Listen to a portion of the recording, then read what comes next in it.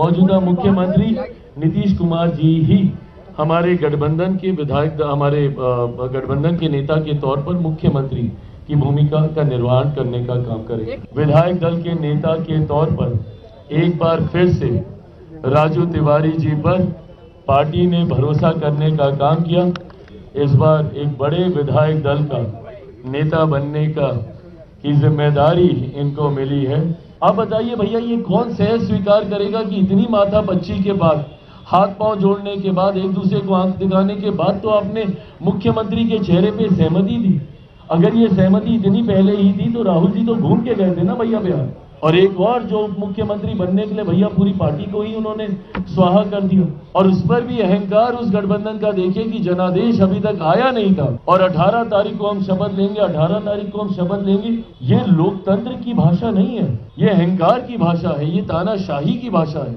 आप जाइए, मैं चुनौती देता हूं एसआईआर के खिलाफ, आप जाइए सुप्रीम कोर्ट का दरवाजा खटखटाइए अगर आपको इतनी ही आपत्ति है। मेरे प्रधानमंत्री के सोच वाली सरकार, मुख्यमंत्री नीतीश कुमार जी के अनुभव वाली सरकार, बिहार फर्स्ट, बिहारी फर्स्ट के समर्थन वाली सरकार आने वाले दिनों में आप सबको देखने को मिलेगी। मैं ये मानता हूं कि अगले 5 साल बिहार के लिए एक स्वर्णिम काल के तौर पर होंगे। विभिन्न राज्यों से आए हुए भारतीय जनता पार्टी के मुख्यमंत्री, उनकी भूमिका रही और एनडीए के तमाम हमारे घटक दल, उपेंद्र कुशवाहा जी हों, आदरणीय जीतन राम मांझी जी हों, हम लोगों के बीच भी दरार दिखाने के बहुत प्रयास किए गए।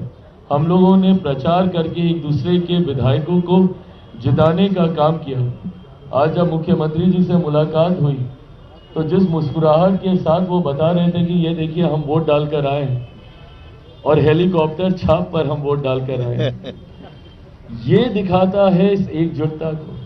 जहां मुख्यमंत्री जी का वोट हेलीकॉप्टर पर गया और अरुण जी यहीं पर मौजूद हैं हमारे बख्तियारपुर से, हमारे विधायक, तो वहीं दूसरी तरफ हमारा वोट भी तीर छाप को गया है। अलौली विधानसभा जहां से गठबंधन से जनता दल यूनाइटेड से तीर छाप पर सदा साहब चुनाव वहां से लड़ रहे थे। सर्वप्रथम इस प्रेस वार्ता में उपस्थित होने के लिए मैं मीडिया से जुड़े हुए मेरे तमाम पत्रकार साथी भाइयों का मैं स्वागत करता हूं। क्षमा चाहूंगा कि एक दो बार आज प्रेस वार्ता का ये समय बदला गया। कुछ ऐसे कार्यक्रम जुड़े जो पूर्व निर्धारित नहीं थे। सुबह मुख्यमंत्री जी से मुलाकात का समय हुआ। लोक जनशक्ति पार्टी रामविलास का प्रतिनिधि मंडल मुख्यमंत्री जी से मुलाकात कर उनको विधिवत तौर पर जिस तरीके से उनके नेतृत्व में एनडीए गठबंधन ने चुनाव लड़ने का काम किया, उसके लिए हम सब ने मिलकर उनको बधाई दी। एक बधाई कल मैं उनको फोन के माध्यम से पहले ही दे चुका था, पर आज विधिवत तरीके से मिलकर न सिर्फ उनको हम लोगों ने बधाई देने का काम किया, बल्कि आने वाले दिनों में क्या रूपरेखा सरकार की, गठबंधन की रहेगी, उस पर भी हम लोगों ने चर्चा करने का काम किया। आज जब यहां आप सबके सामने आपसे रूबरू हो रहा हूं और एक ऐसे कार्यालय में, जिस कार्यालय से मेरे नेता, मेरे पिता आदरणीय रामविलास पासवान जी की पुरानी यादें जुड़ी हुई हैं, आज मुझे इस बात की खुशी है, इस बात का गर्व है कि आज कहीं ना कहीं हमारी पार्टी ने अपनी मेहनत, अपने परिश्रम से, कार्यकर्ताओं की मेहनत परिश्रम से आज पार्टी ने अपने आप को उस मुकाम तक लेकर जाने का काम किया जो सोच मेरे नेता आदरणीय रामविलास पासवान जी की रही। सन 2000 में जब से पार्टी का गठन हुआ, तब से लेकर अभी तक ये दूसरा पार्टी का सबसे बेहतरीन प्रदर्शन रहा। पहला प्रदर्शन 2005 में जब बिना किसी गठबंधन में मेरे नेता ने चुनाव लड़ने का काम किया, 29 विधायक जीते, पर परिस्थितियों वर्ष उस वक्त सरकार नहीं बनी और जिस तरीके से दोबारा चुनाव होने पर पार्टी का प्रदर्शन 2005 नवंबर में जब चुनाव हुए तो उस तरीके का नहीं रहा जो पहले फरवरी में हुए चुनाव में रहा था। और तब से निरंतरता में पार्टी ने कई संघर्ष के दौर देखे। 2009-2010 का एक ऐसा दौर आया जब 2009 लोकसभा में मेरे नेता आदरणीय रामविलास पासवान जी खुद भी उस वक्त वो चुनाव नहीं जीत पाए थे। वो एक कठिन समय जरूर पार्टी का था, पर उन्होंने हार नहीं मानी और 2014 में एक शानदार वापसी, उन 5 सालों में जिस तरीके से उनका संघर्ष रहा, एक शानदार वापसी उन्होंने करने का काम किया। इतिहास कहते हैं कि अपने आप को दोहराता है। लगभग 2020 के आसपास पुनः मेरे सामने ऐसी ही परिस्थिति आई जहां पार्टी की समाप्ति की भी घोषणा कई दलों के द्वारा कई अलग अलग मंचों पर कर दी गई थी। 2020 में पार्टी का प्रदर्शन अपेक्षा के अनुरूप नहीं रहा और उसके बाद 2021 में जिन उतार चढ़ाव से पार्टी और मैं खुद व्यक्तिगत तौर पर गुजरा, कहीं ना कहीं 2022 आते आते तक ये मान लिया गया था कि लोक जनशक्ति पार्टी और चिराग पासवान समाप्त है। पर मेरी रगों में भी मेरे नेता, मेरे पिता आदरणीय रामविलास पासवान जी का खून है। 2009 के बाद ना उन्होंने हार मानी थी और संघर्ष कर कर पार्टी को ऊंचाइयों तक वो लेकर गए थे। उन्हीं का खून मेरी रगों में है। 2020 में जब प्रदर्शन हम लोगों की अपेक्षा के अनुकूल नहीं रहा, मैंने भी उन्हीं से ही सीख लेते हुए पार्टी को नई ऊंचाइयों तक लेकर जाऊंगा, ये संकल्प लिया। 2024 में गठबंधन ने अपना विश्वास जताते हुए एक सांसद वाली पार्टी को 5 लोकसभा की सीटें दी लड़ने के लिए और 5 की 5 हम लोग जीते। और विधानसभा में 0 विधायक वाली पार्टी, मैं एक विधायक बोलने लगा था पर बोलते बोलते याद आया कि जो विधायक थे वो भी पार्टी का साथ छोड़कर चले गए थे और उन्होंने दूसरे दल का साथ थामा था। तो ऐसे में एक 0 विधायक वाली पार्टी को जिस तरीके से गठबंधन ने विश्वास जताकर 29 सीटें देने का काम किया और 29 में भी ऐसी सीटें देने का काम किया जो गठबंधन ने विश्वास रखा कि ये कठिन सीटें हैं और ये कठिन सीटें लोक जनशक्ति पार्टी रामविलास चिराग पासवान ही जिता कर ला सकते हैं। मेरे लिए ये बहुत बड़ी बात थी। मुझे ज्यादा विस्तार में ये बातें आपके समक्ष रखने की जरूरत नहीं है क्योंकि मीडिया ने अपना विश्लेषण, आप सब ने अपनी अपनी तरीके से अपने अपने चैनल्स पे आपने इसका विश्लेषण किया था कि किस तरीके से वो विश्लेषण का स्वरूप थोड़ा बदला हुआ था। उसके पीछे की सोच ये बताई जा रही थी कि चिराग पासवान को ये सीटें हारने के लिए दी गई हैं और मेरे कुछ शुभचिंतक जो मेरे बारे में सोच रखते हैं कि भैया कैसे चिराग पासवान को कमतर आंका जाए, उन्होंने खास तौर पर यह नैरेटिव सेट करना शुरू किया कि 2020 में चिराग पासवान ने खेल किया था जदयू के साथ और 2025 में यह खेल जदयू ने कर दिया चिराग पासवान के साथ, ऐसी सीटें थमाकर जिसमें 100% स्ट्राइक रेट का झुंझुना बजाने वाला लड़का, इसमें तो कम से कम प्रदर्शन अपना अच्छा नहीं कर पाएगा।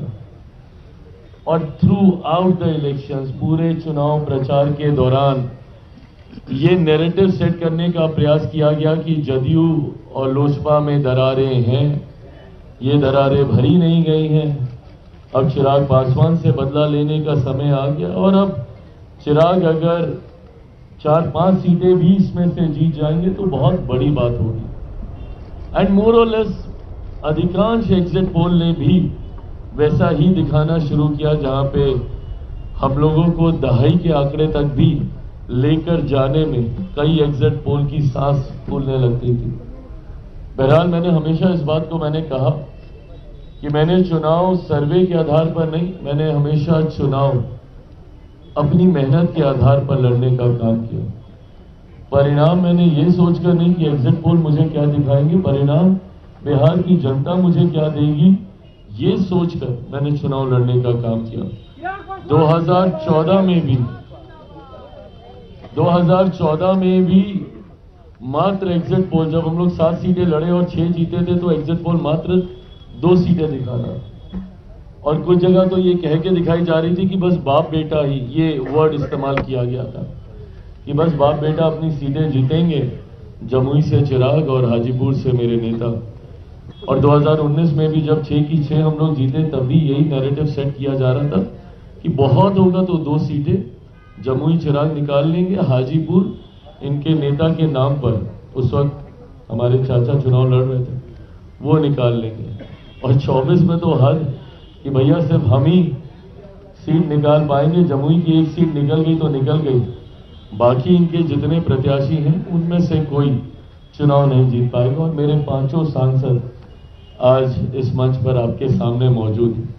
बहरहाल मैं एग्जिट पोल को मैं दोष नहीं देता, मैं दोष उन लोगों को देता हूं जो ये नैरेटिव सेट करने का प्रयास करते हैं बार बार कि गठबंधन में दरार है, चिराग पासवान मुख्यमंत्री जी के बीच में दरार, लोजपा जदयू, और इन बातों को सहज स्वीकार करना भी आसान हो जाता है क्योंकि मेरा इतिहास भी ऐसा ही रहा है।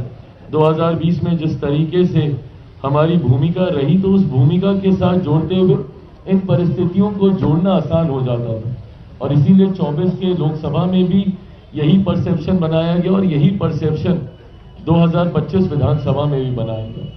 पर मुझे खुशी है आज कि जिस तरीके से तमाम बातों को ध्वस्त करते हुए एनडीए का प्रदर्शन रहा, और जिस तरीके से विपक्ष के तमाम नेताओं की बातें, उनका भ्रम फैलाना, उनका फॉल्स नैरेटिव सेट करना सिर्फ बातें बनकर रह गया। और जो बातें मैंने निरंतरता में कही थी, राजनीति का विद्यार्थी हूं, बीइंग स्टूडेंट ऑफ पॉलिटिक्स, मैं भी अध्ययन करता हूं, पढ़ता रहता हूं, निरंतरता में सेफोलॉजिस्ट नहीं हूं, बट आंकड़ों को पढ़ता हूं, आंकड़ों पे काम करता हूं, और इसीलिए मेरा विश्वास हर बार गहराता है कि भैया इतना तो हम जीतेंगे ही जीतेंगे।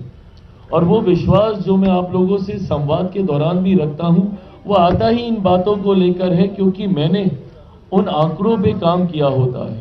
मैंने बार बार 2020 से इस बात को कहा, जब ये बात कही जा रही थी कि भैया राजद इतनी बड़ी पार्टी, राजद इतनी बड़ी पार्टी, उस वक्त के नेता प्रतिपक्ष, अब आज की तारीख में कौन होंगे कैसे होंगे नहीं पता, बट उस वक्त के नेता प्रतिपक्ष कि भैया वो एकदम मुख्यमंत्री बनने के समीप थे, बन ही गए थे, शपथ होने वाली थी। मैंने तब भी ये कहा था कि बिहार की जनता ने कभी भी उनको चुनने के लिए वोट नहीं दिया है। 2020 में बहुत सहजता से ये बात मेरे साथ जोड़ दी जाती थी और कह दी जाती थी कि चिराग पासवान की वजह से जनता दल यूनाइटेड को नुकसान हुआ। अगर जनता दल यूनाइटेड को नुकसान हुआ तो इसका लाभ किसको मिला?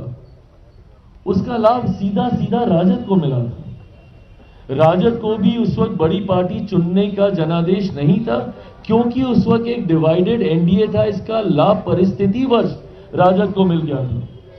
बट उन आंकड़ों को देखकर, इतने विधायकों को देखकर, जिस तरीके से राजद अपने पुराने स्वरूप में, अहंकार में आ गया था, उस वक्त मैं बार बार ये कह रहा था कि ये अहंकार ही इनके पतन का कारण बनेगा, क्योंकि ये कभी समझ ही नहीं पाए कि एक बटे हुए एनडीए का लाभ आपको मिला है, जनता ने आपको नहीं स्वीकारा है। और आज वही चीज प्रमाणित हुई है। यही परिणाम 2020 में आते, और जनता दल और राष्ट्रीय जनता दल की अगर मैं बात करूं तो ये तो 2005 से 2010 से समाप्त है ये पार्टी। 2010 में जिस तरीके से एनडीए को प्रचंड बहुमत, एक ऐतिहासिक बहुमत मिला था, उसी वक्त राजद को अस्वीकार कर दिया गया था, और ये अस्वीकार 2005 में भी हो गया था। तो एक बार जो 90 के जंगल राज के बाद, उन 15 सालों के शासन के बाद जनता ने राजद को अस्वीकार करने का काम किया। बिहार की जनता ने कभी उन्हें दोबारा स्वीकार नहीं किया। अब उसके बाद से परिस्थितियां बनती गई। 2010 में जनता ने स्पष्ट जनादेश दे दिया कि भैया राष्ट्रीय जनता दल जंगल राज वाला नेतृत्व तो हमें नहीं चाहिए। पर 2015 में परिस्थितिवश पुनः उन्हें मौका मिला।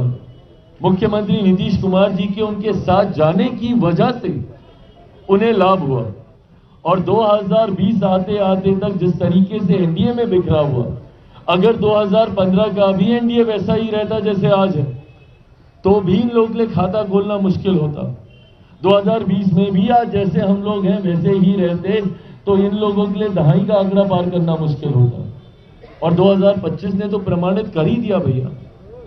इतना बुरा हर्ष, कई लोग सोचते हैं कि और कहते हैं कि भैया ये तो कल्पना भी नहीं की थी। बिल्कुल कल्पना की थी, मैंने कल्पना की थी।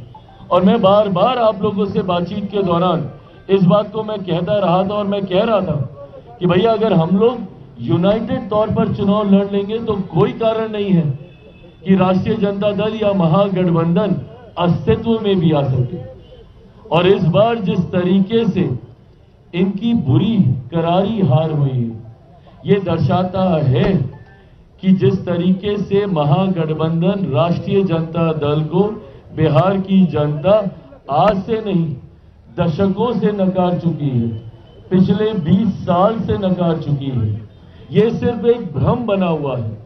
और इस बार तो भ्रम यहां तक टूटा कि जिस एमवाई समीकरण की ये लोग बात करते थे, इस बार तो वो एमवाई समीकरण तक ध्वस्त हुआ है।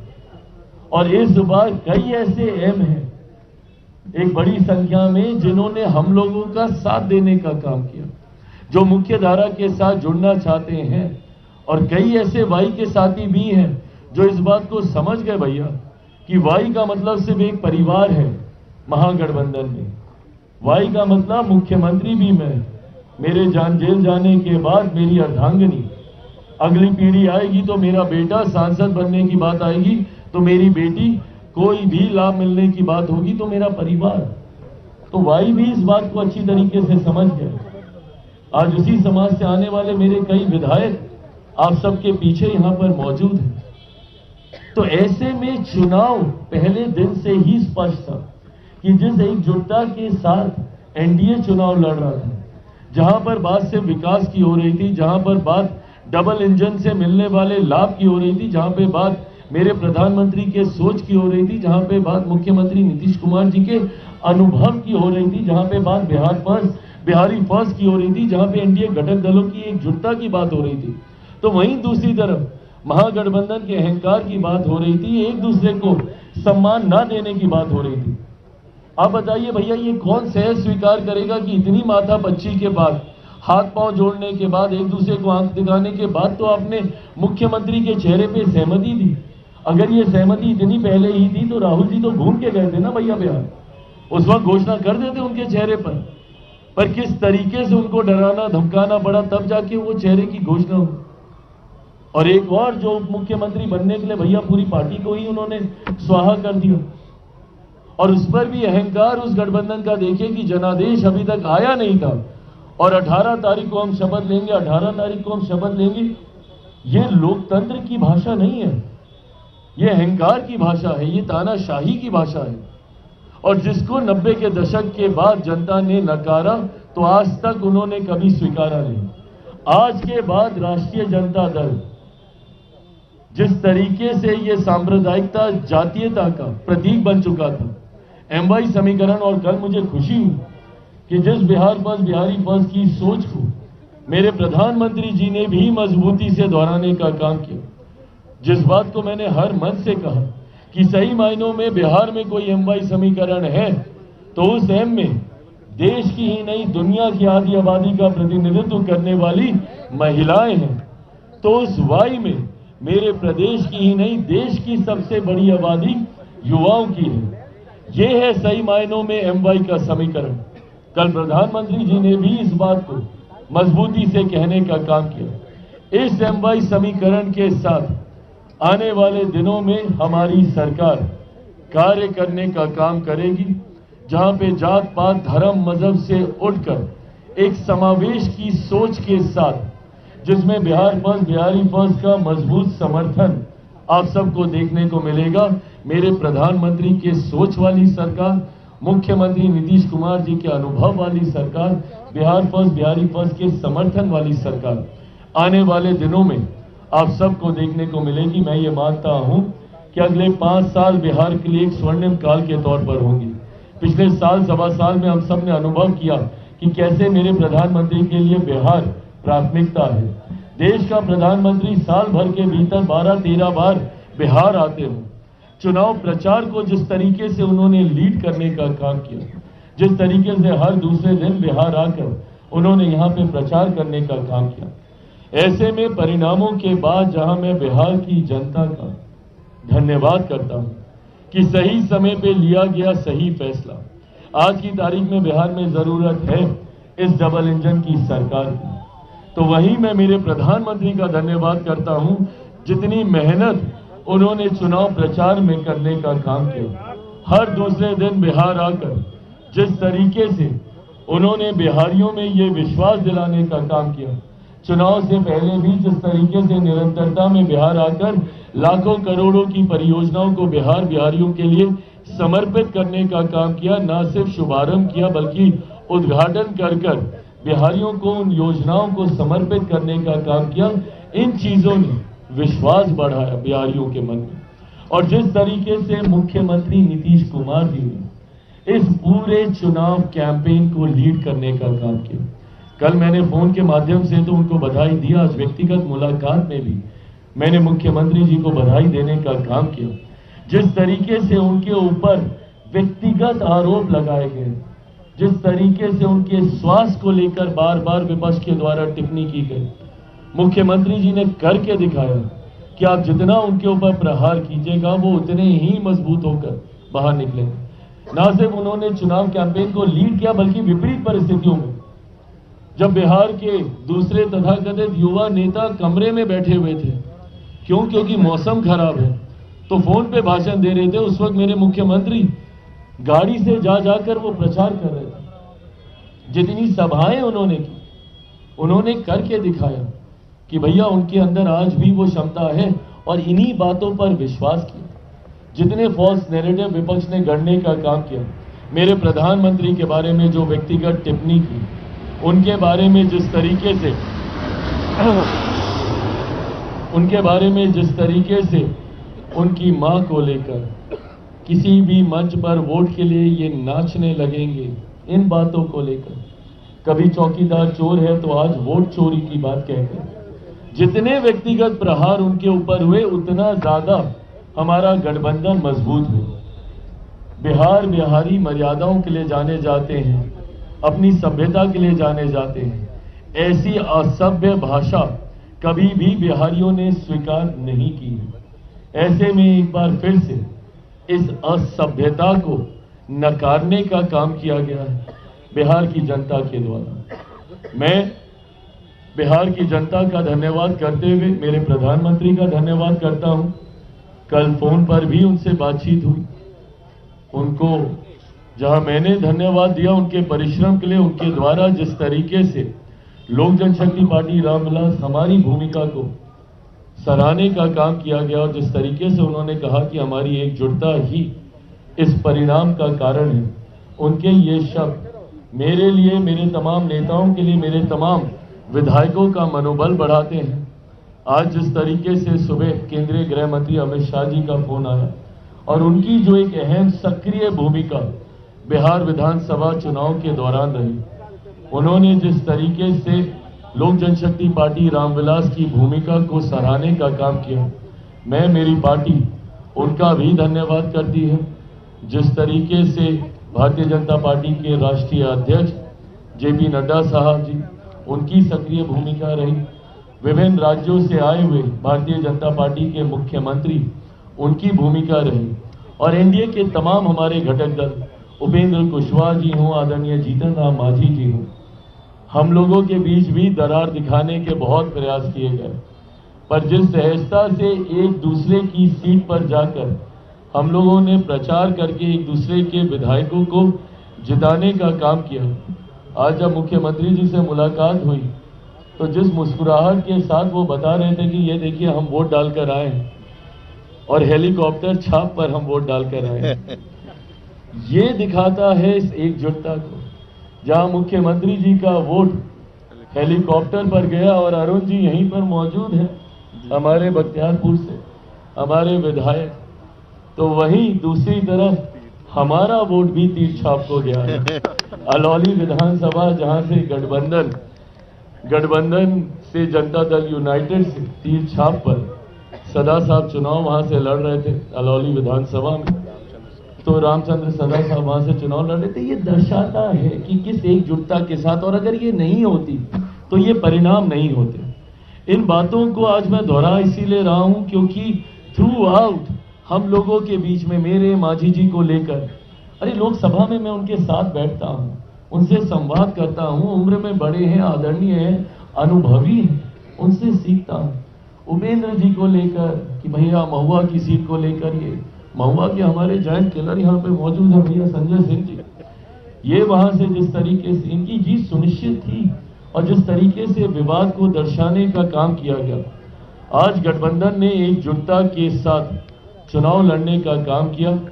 मैं यहाँ पर मौजूद मेरे तमाम योद्धाओं को, जिन्होंने मजबूती से चुनाव लड़ने का काम किया, और ये सामान्य बात नहीं थी जो मीडिया में ये चल रहा था, आंकड़े वो भी सही थे। लगभग 19 में से 16 सीटें हम लोगों की ऐसी थी जो सिटिंग सीट नहीं थी, और उन 16 सीटों में से भी कई सीटें ऐसी थी जिसको हम लोग लंबे समय से हम लोगों ने नहीं जीता था, जो पिछले 5 साल ही नहीं, इससे पहले भी 2 सीटें तो ऐसी थी जो पिछले 15 साल से एनडीए नहीं जीता था।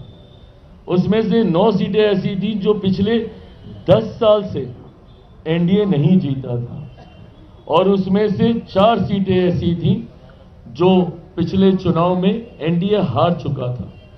ऐसे में गठबंधन ने ये विश्वास जताया, और ये बात केंद्रीय गृह मंत्री जी से जब हुई भी थी तो उन्होंने भी इस बात को कहा था कि आप में ये क्षमता है कि आप इसमें से अधिकांश सीटों को आप निकाल पाएंगे। महज 29 में से 3 सीटें ऐसी थी जो हमारी सिटिंग सीटें थी। ना सिर्फ उन 3 सिटिंग सीटों को वापस जीतकर मैंने गठबंधन को देने का काम किया, बल्कि 16 ऐसी सीटें भी हमारे इन योद्धाओं ने जीतकर हमारे गठबंधन को देने का काम किया, जो ना सिर्फ हमारी सिटिंग सीटें नहीं थी बल्कि 1 दशक, 1.5 दशक से वो हमारे गठबंधन के पास नहीं थी। तो ऐसे में लोक जनशक्ति पार्टी रामविलास ने हमेशा विपरीत परिस्थितियों में अपने आप को साबित करने का काम किया। मैं पार्टी के संगठन, पार्टी के हर एक नेता, जिन्होंने मजबूती से पार्टी को चुनाव लड़वाने का काम किया, मैं बिहार प्रदेश के हमारे प्रभारी अरुण भारती जी का विशेष तौर पे मैं धन्यवाद करता हूं। इनकी एक अहम भूमिका रही रणनीति को लेकर, चुनाव के दौरान तालमेल को लेकर। मैं हमारे कार्यवाहक प्रदेश अध्यक्ष अशरफ अंसारी जी का मैं विशेष तौर पे मैं धन्यवाद करता हूं, जिस तरीके से इन्होंने पूरे चुनाव के दौरान अपने पद की गंभीरता को समझते हुए पार्टी के संगठन के माध्यम से हर प्रत्याशी को जिताने में अहम भूमिका निभाई। मैं मेरे तमाम सांसद, मैं वीना जी का मैं धन्यवाद करता हूं, जिस तरीके से जिस संभाग की जिम्मेदारी दी गई उसको इन्होंने निभाने का काम किया। मैं राजेश वर्मा जी का मैं धन्यवाद करता हूं, एक सह प्रभारी की भूमिका में मजबूती से जिस तरीके से संगठन को इन्होंने मजबूती देते हुए चुनाव में एक सक्रिय भूमिका निभाई। मैं शांभवी जी का मैं धन्यवाद देता हूं, जिस तरीके से इनकी भूमिका पार्टी के अलग अलग प्रत्याशियों की जीत को लेकर जो जिम्मेदारी दी गई थी उसको इन्होंने बखूबी निभाने का काम किया। मैं हमारे तमाम प्रवक्ताओं को, मुन्ना जी यहाँ पर मौजूद हैं राष्ट्रीय प्रवक्ता के तौर पर, उनका, प्रदेश के हमारे तमाम जितने भी हमारे प्रवक्ता हैं, मीडिया के प्रभारी हैं, सबका मैं धन्यवाद देता हूं। समय समय पर सही जानकारी आप सबके समक्ष उन्होंने रखने का काम किया। मैं हमारे युवा प्रकोष्ठ के हमारे प्रदेश अध्यक्ष वेद प्रकाश पांडे जी का धन्यवाद देता हूं, जिन्होंने अतिरिक्त प्रभार के तौर पर हमारी भूमिका का निर्वहन करने की जिम्मेदारी निभाने का काम किया। गठबंधन के साथ तालमेल बैठाकर कौन कितनी सभाएं, कैसे सभाएं, हमारे साथ प्रचार प्रसार में आना, ये एक बड़ी जिम्मेदारी इनके ऊपर थी। इसको बखूबी इन्होंने निभाने का काम किया। मैं हमारे तमाम नव निर्वाचित विधायकों का मैं विशेष तौर पे मैं धन्यवाद करता हूं, जिन्होंने, एक बार सब लोग अपने अपने स्थान पर खड़े हो जाएं। तमाम विधायकों को जहां मैं बधाई देता हूं, वहीं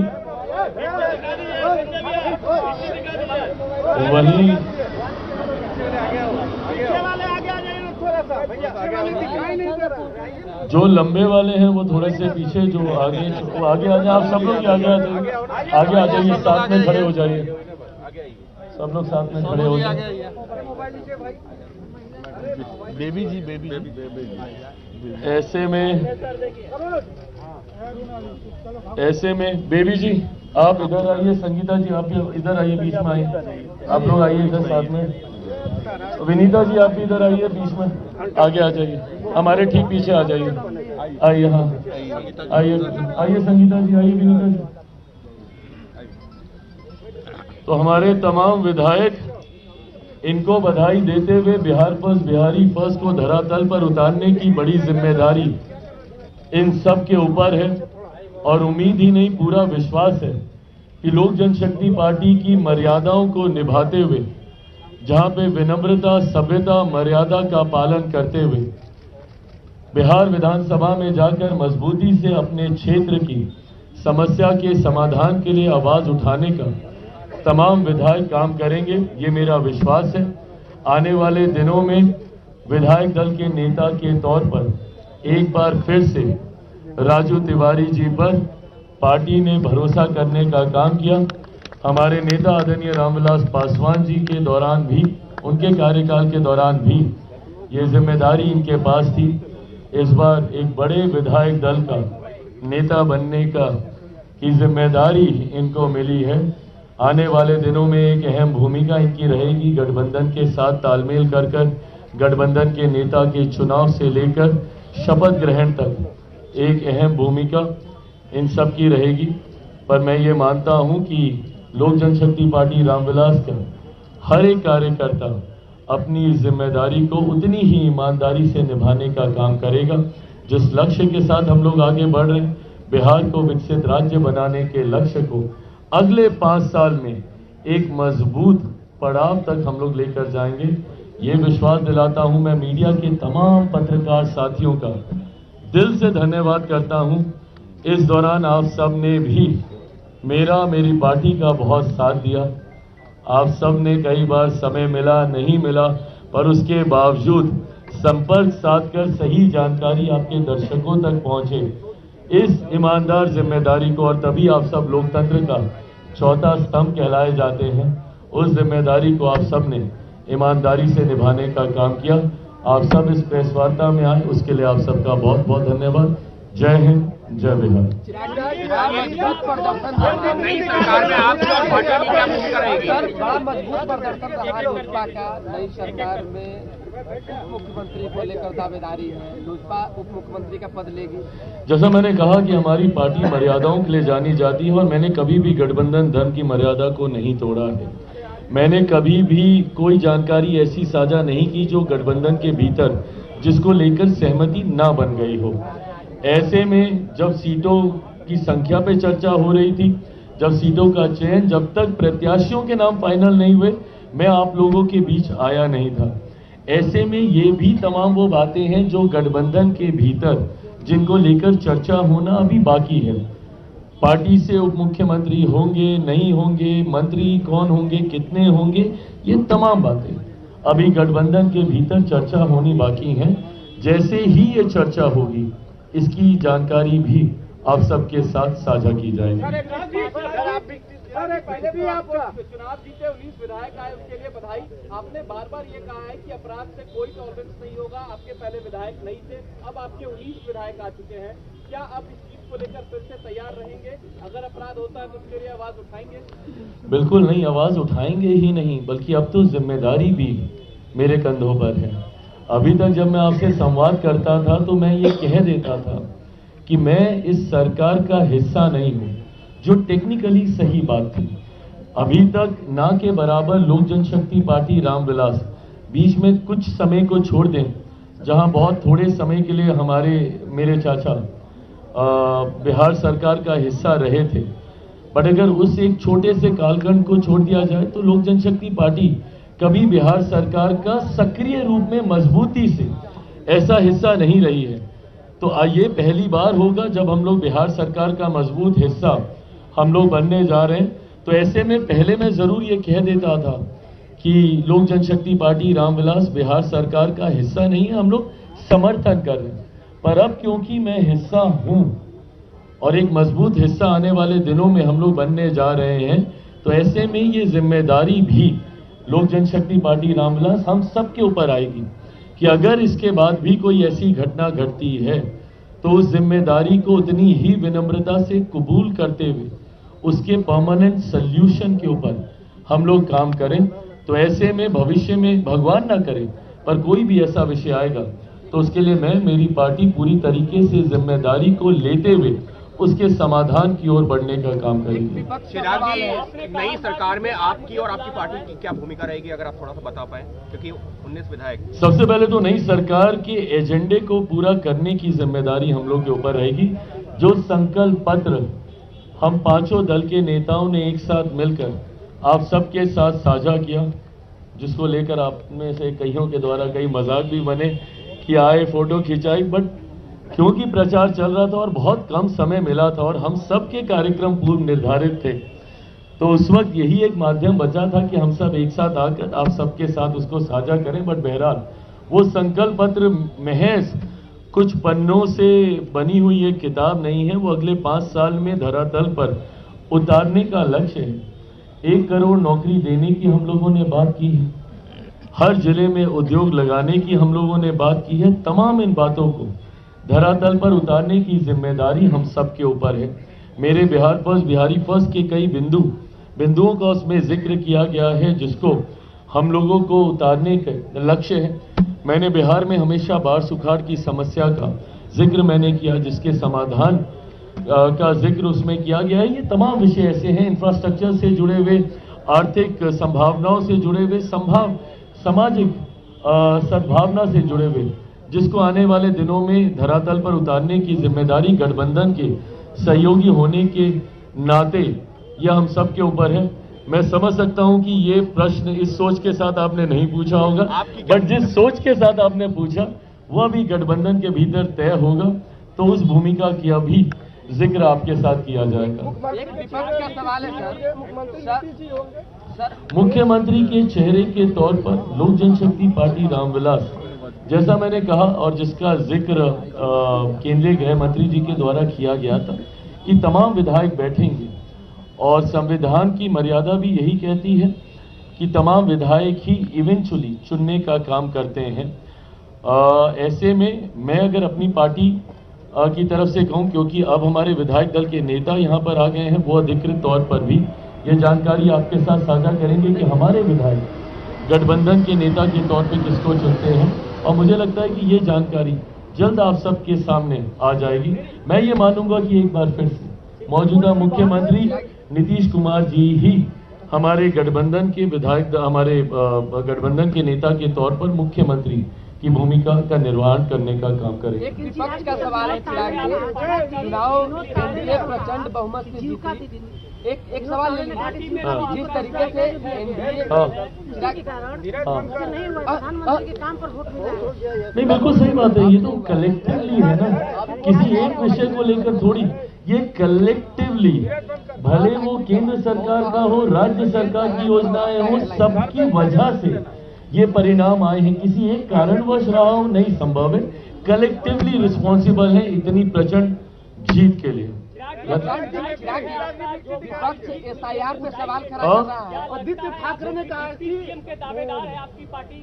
जैसा मैंने कहा कि ये गठबंधन के भीतर ये चर्चा का विषय है। आदित्य ठाकरे ने कहा कि चुनाव आयोग की जीत है, एसआईआर पे सवाल। मेरी समझ के परे है कि जब इनकी जीत होती है तो सवाल नहीं उठते, और ये तो खैर हम लोग मान के चल ही रहे थे कि भैया बहाना तलाशने की शुरुआत हो गई है, और जरूरी था ये बहाना तलाशना, नहीं तो आज आके एकदम से बोलते तो लोग भी हंसी उड़ाते, मजाक करते। तो इन्होंने एक लंबे समय से बहाना तलाश कर लिया था एसआईआर को लेके। आज मैं पुनः डंके की चोट पर इनको चुनौती देता हूं, अगर एसआईआर से इनको इतना ही ऐतराज है और चुनाव आयोग पे इनको भरोसा नहीं है, भाई सरकार तो कुछ कर नहीं सकती ना इसमें, ना हम 3 में है ना 13 में है। केंद्र सरकार का एसआईआर से कुछ लेना देना नहीं है। ये फैसला चुनाव आयोग के द्वारा लिया गया है, जो स्वतंत्र संवैधानिक संस्था है। अब इस संस्था पे आपको विश्वास नहीं है तो दूसरा रास्ता क्या है? न्यायालय पे जाना। आप जाइए, मैं चुनौती देता हूं एसआईआर के खिलाफ। आप जाइए, सुप्रीम कोर्ट का दरवाजा खटखटाइए। अगर आपको इतनी ही आपत्ति है, सिर्फ आना, पीपीटी प्रेजेंटेशन करना और इसको लेकर भ्रम फैलाना, जनता ने नकारा ना आपके भ्रम को। 10 दिन 12 दिन यहाँ पर आप घूम फिर कर गए, क्या हुआ? और आपके खुद के अपने कितने साथी आपका साथ देते हैं भैया? आपके जाते ही राजद ही भूल गया था कि एसआईआर का कोई मुद्दा है। राजद ने तो उसको दोबारा नहीं उठाने का काम किया। और मुझे इंडिया अलायंस के बता दीजिए ना कि कितने साथी एसआईआर को मुद्दा मानते हैं और वो अपने अपने प्रदेशों में वो इसको मुद्दा बनाकर प्रदर्शन कर रहे हैं। ना के बराबर। सिर्फ ये राहुल जी को शौक चढ़ता है कि वो पीपीटी प्रेजेंटेशन देने आते हैं, जनता इसको कतई मुद्दा नहीं मानती। बहुत बहुत धन्यवाद साथियों, आप सब यहाँ पर आए। अच्छा, victory, okay okay okay okay, victory.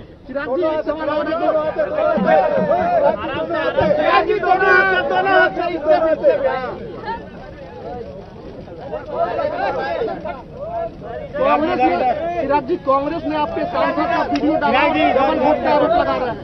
Chirag जी आगे चलिए, बहुत बहुत धन्यवाद।